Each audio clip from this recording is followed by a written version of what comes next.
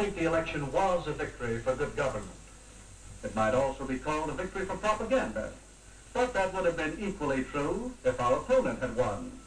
Good government is a phrase we use many times during the campaign. We said the mayor stood for good government and promised good government. But it's true, isn't it? What's true? What does good government mean? Is the mayor's idea of good government the same as yours? I see. It's a glittering generality. One of the best. Follow me to the end as I unpack this very important video. The message in this clip is more relevant today than ever before.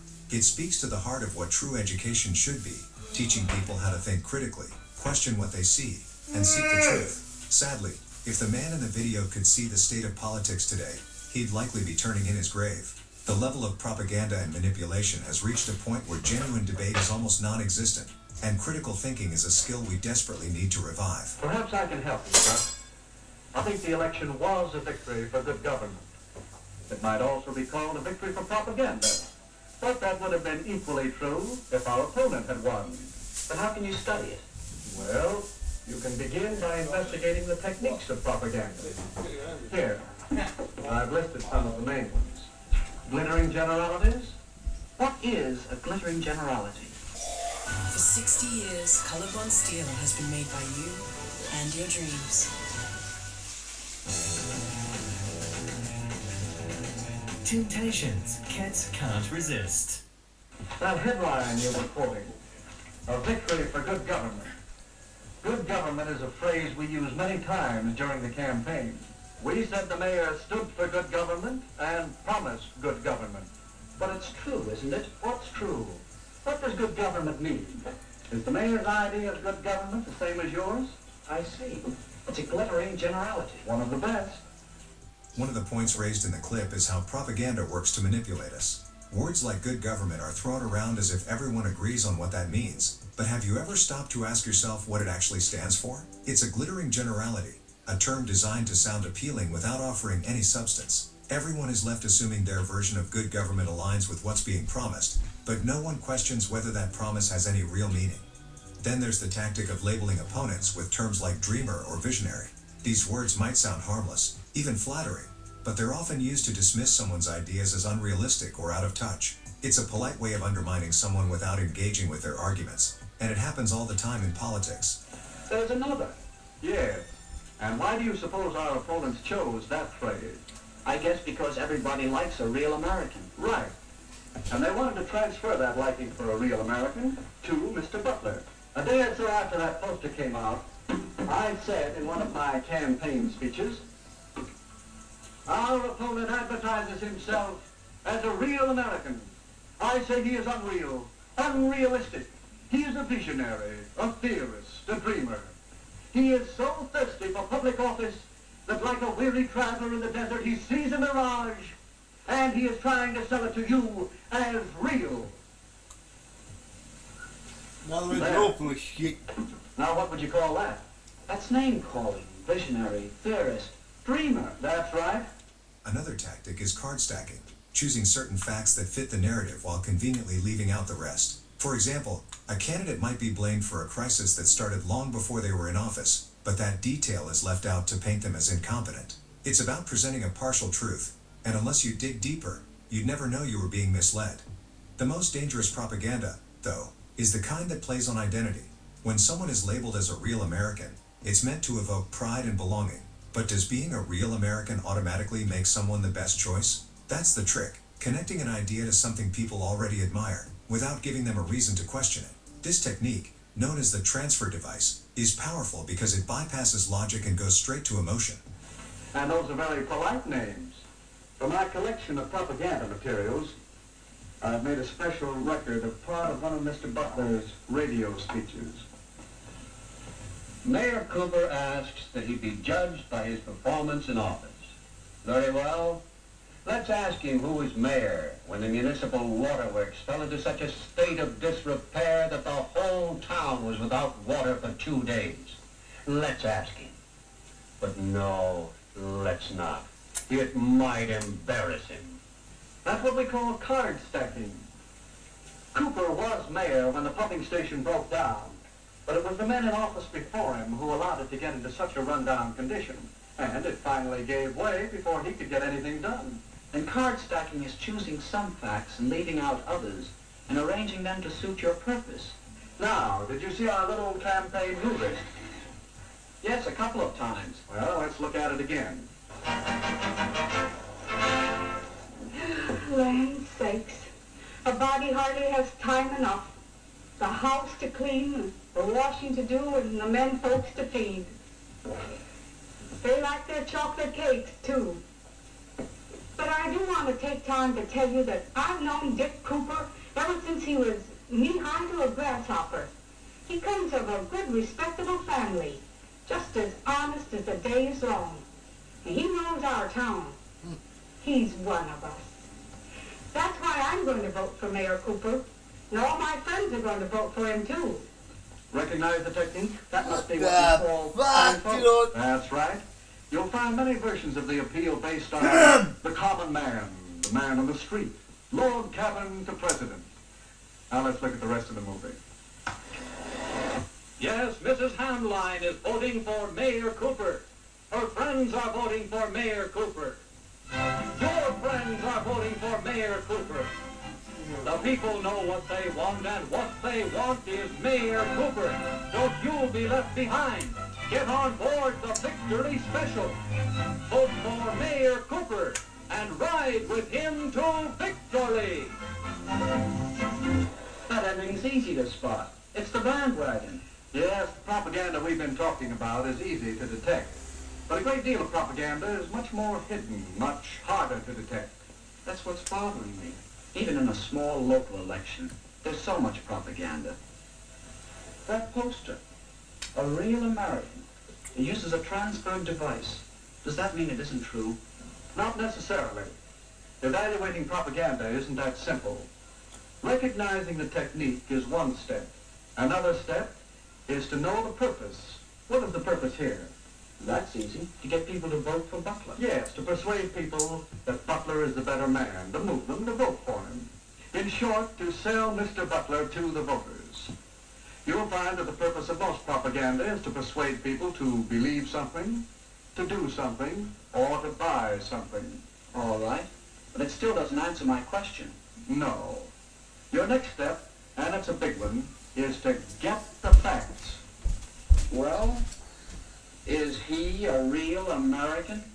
Howard Butler was born in this country. He obeys its laws. He's a good citizen. Yes, he is a real American. The same can be said for Richard Cooper. So ask yourself whether the facts support the purpose. Do they support the transfer of feeling from real American to Mr. Butler over Mr. Cooper? No, I guess not. Well, that's your fourth step. Weigh the facts against the purpose and the technique. I think I understand. To know whether propaganda is good or not, whether it's true or not, I should know the purpose, recognize the technique, get the facts, and judge the purpose and technique by the facts. But when you want the facts about live political battle, don't come to a campaign manager. I might do it at that. But I will also go and see your opposition. Well, that's all right. Whenever you're tracking down propaganda, get as many different points of view as you can. You know something? What? I think that it might be interesting to make a really serious study of propaganda. I find it interesting, and there's plenty to study. Here I have just a few of the many books on the subject. You can read them. You can keep your eyes and ears open for little bits of propaganda. And, of course, you can study whole propaganda campaigns. Here are a few on which I've been gathering material. Hitler and Nazi Germany had a campaign of propaganda that ran over many years. Then there's a wealth of propaganda to study on the subject of Russia and communism. There's propaganda to study in our own American elections, national as well as local, and in many of the major issues on which elections often hinge. Well, if I don't learn about propaganda, it won't be because there's no way to study it. That's right, Chuck. Remember the techniques of propaganda and use the procedure we out is a powerful force. So powerful that your study of propaganda is important not only to you, but to me and to the world. What really stands out is the reminder to seek the facts and weigh them against the message being sold. It's not enough to recognize propaganda. We need to understand its purpose and judge whether it aligns with the truth. If we don't, we risk falling for every emotional appeal and catchy slogan that comes our way. The lessons from this clip couldn't be more important today. We live in a time when politics is more about persuasion than substance, and critical thinking is often dismissed as unnecessary. But if we want to make informed decisions, we need to look beyond the glittering words and flashy campaigns. We need to ask tough questions, dig for facts, and consider multiple perspectives. That's the only way to cut through the noise and hold leaders accountable. This isn't just about politics, it's about how we approach every aspect of life. Let's make critical thinking a habit, not a rarity.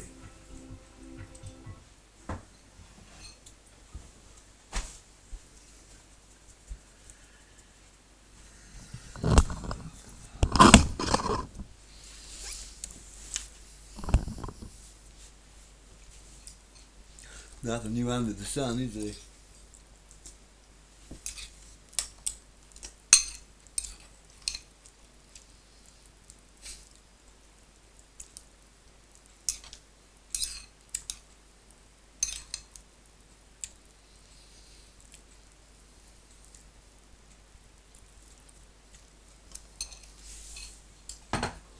No, I mean, I'm just still a bit pissed off, a bit salty still, you know.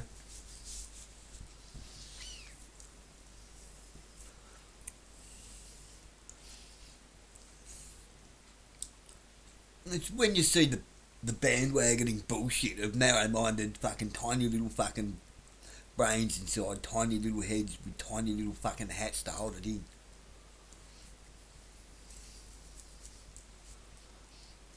Tiny hats. You know, just as silly as the white hats and the black hat brigade. Fucking tiny hats. It's inside a tiny hat, a fucking tiny brain. Usually attached to a person with a lump of coal for a heart. You see their comments and that, and it's fucking disgusting. They're putrid, filthy, fucking disgusting people.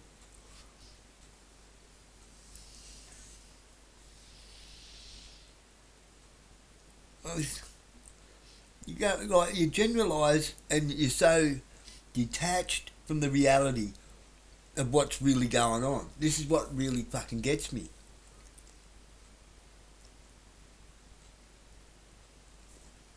Let's just say that you was born in another part of the world that had a different cultural belief system. Let's just say that. Just try if you can to put yourself in those shoes. What would be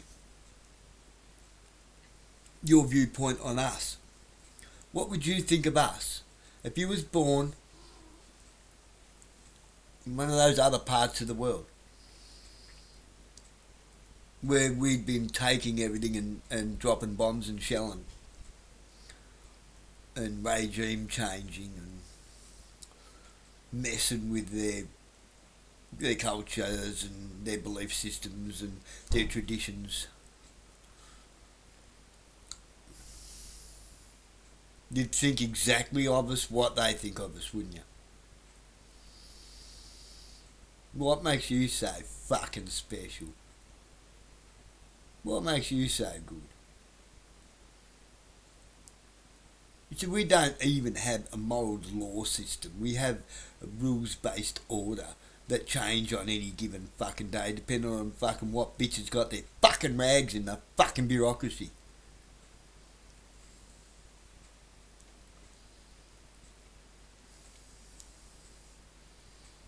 Now, I'm a bit fucking salty. Oh, you whinge about that. Boo fucking who? 80 fucking kids dead. Children who don't have hate in their heart yet they're not old enough.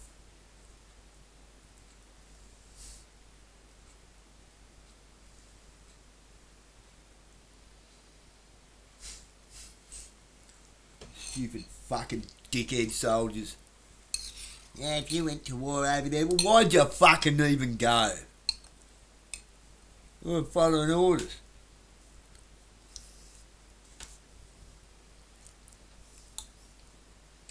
Muhammad Ali didn't.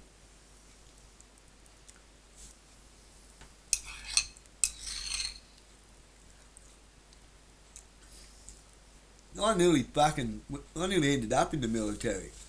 Passed everything, and then, you didn't go to grade 10, you can't join the reserves. You're right, I wouldn't fucking leave the country anyway.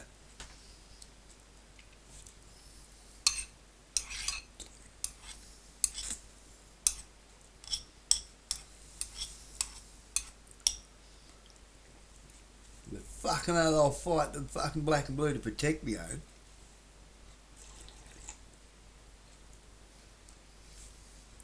That's the difference between defence and murder. Where you do it. Why you do it.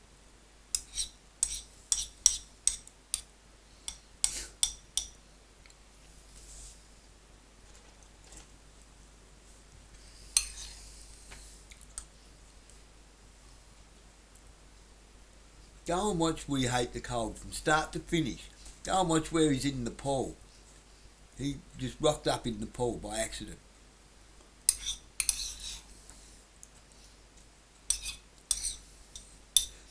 He went through Iran. He's been through Iran. He's been through Jerusalem. He's been through all of it.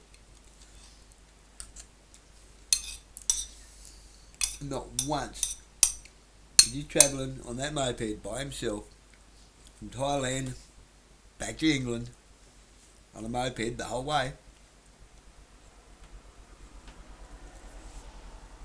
He met nothing but people wanting to help him when his bike broke down. No one had let him pay for his meals, his drinks. Every time he needed help, someone that couldn't even speak English would help him. In the Middle East. They're really bad people.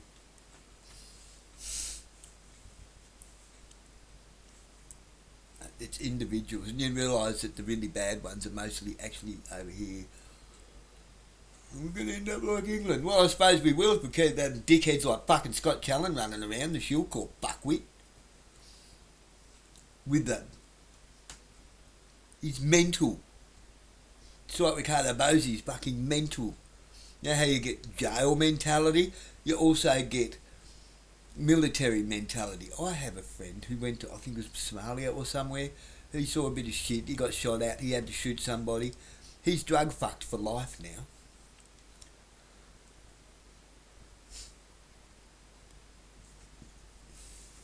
The PTSD he has, he's too scared to go to sleep. So he stays awake on drugs until he just drops.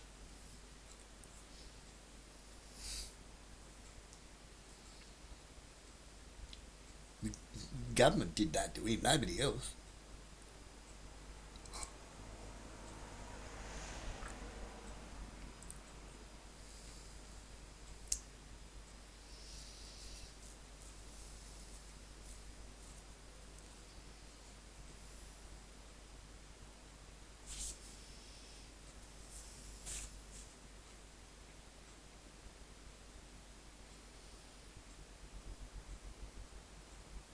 Like I said, I'm fucking brutally honest. About me, about everything. If I don't like what I see, I'll fucking tell you. And I'm just as hard on myself. I'm harder on myself. I hold myself to a higher standard than I hold anybody else.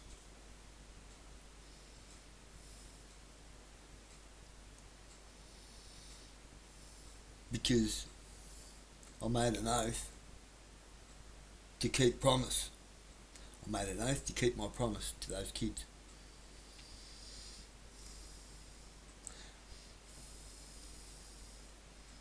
And God help anyone that gets in the way of that.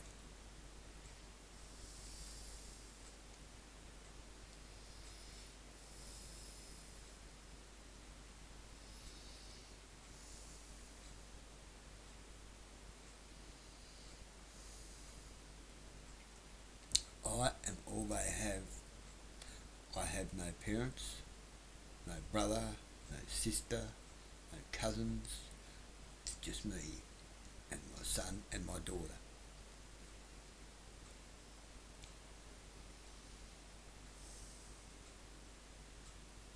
I don't get caught up in games and bandwagoning and he said, she said bullshit.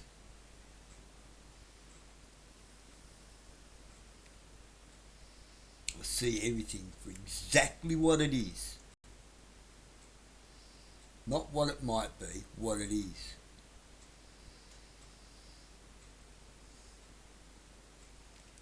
I'm generally a pretty happy-go-lucky, fun-loving dude. But lately,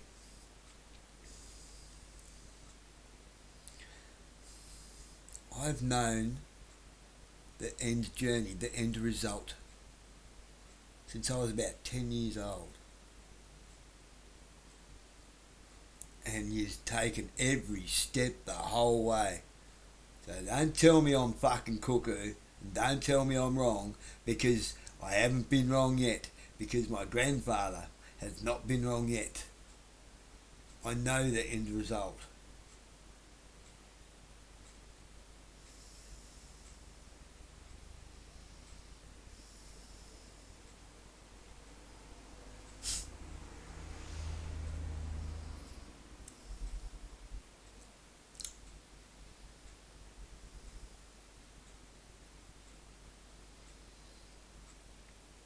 Keep taking the firearms license off me, you fucking idiots. I'll go and build a fucking rifle.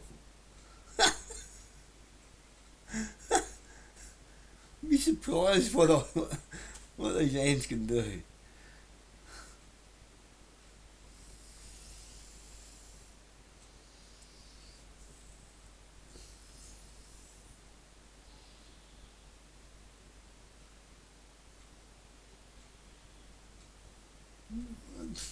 As you can see, I've got way too much value for human life for that shit.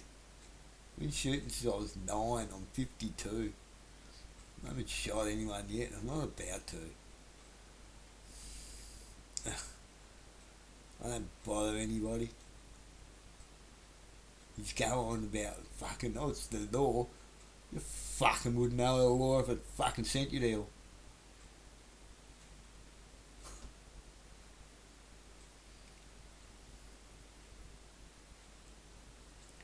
But you can justify murdering children.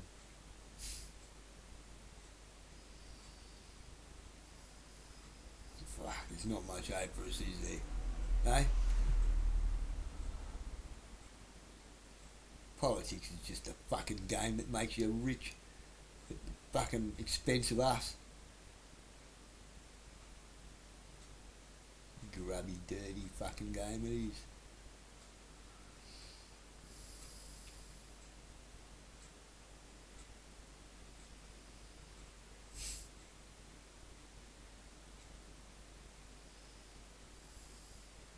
This isn't the world I was raised for. I knew it was coming, but geez, a lot of promises got broken ever since the advent of these fucking mobile phones. Everything just took a turn in a different direction.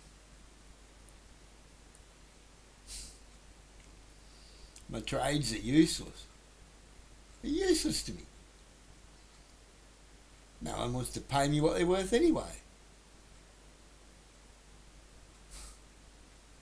Maybe if I was working, I'd get the same money, except it'd cost me money to go to work.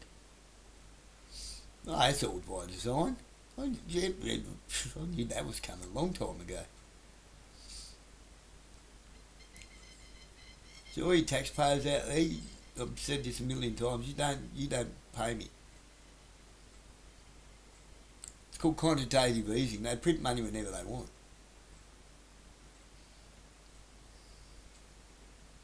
But you see, because fuckwit Keating signed our Commonwealth savings up to the central banking system, making us beholden to the Bank of International Settlements and the International Monetary Fund, the central banking cartel. Now we've got the Reserve Bank of Australia, and we're paying interest on our own fucking assets.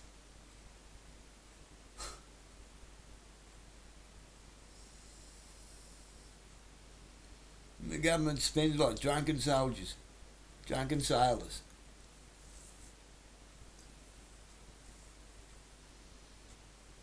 As if it's their fucking money.